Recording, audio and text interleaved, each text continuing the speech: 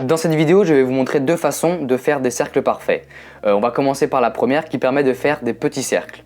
Alors pour ce faire, c'est assez simple. Vous tenez votre marqueur, voilà, ou votre stylo comme ceci.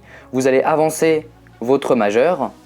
Et une fois que votre majeur est avancé, vous le mettez en contact sur la feuille. Et là, le stylo ne touche pas la feuille. Et donc pour faire le cercle parfait, le petit cercle parfait, vous allez tenir fermement avec votre majeur. Vous allez avancer le marqueur jusqu'à ce qu'il touche la feuille et vous allez tenir fermement sans bouger cette main. Et pendant ce temps, avec l'autre main, vous tournez et en même temps vous appuyez avec le marqueur. Et automatiquement, ça va faire un petit cercle parfait. Je vous montre donc ce que ça donne.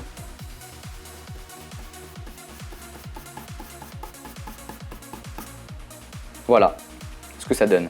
Et donc on a un cercle qui est parfait. Ici on voit un petit point tout simplement car en tournant, comme j'utilise un marqueur, donc il y a de l'encre, à chaque fois que je m'arrête pour reprendre la feuille et pour retourner, ça laisse un petit point. C'est pour ça qu'il y a un petit point juste ici et quelques-uns sur les côtés. Voilà. Mais si vous faites avec un crayon ou un bic, il n'y aura pas de point et votre cercle sera très joli.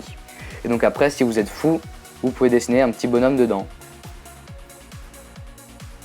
Si vous voulez changer légèrement la taille du cercle, vous utilisez la même méthode, mais vous allez juste bouger votre marqueur. Vous allez mettre plus comme ça ou plus près en fonction de la taille que vous voulez. Si je veux en faire par exemple un grand, je tiens mon marqueur assez loin et je tourne. Et voilà. Et donc j'ai un cercle qui est plus grand, juste en bougeant un petit peu la façon dont je tiens mon marqueur.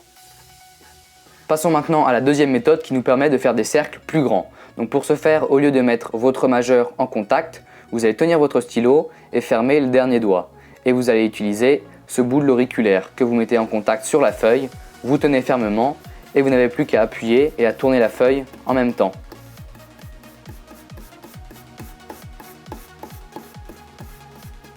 Et donc voilà ce que ça donne. Et comme pour la méthode précédente, si je veux changer un tout petit peu la taille du cercle, j'ai juste à faire la même méthode mais à changer la façon dont je tiens mon stylo. Voilà.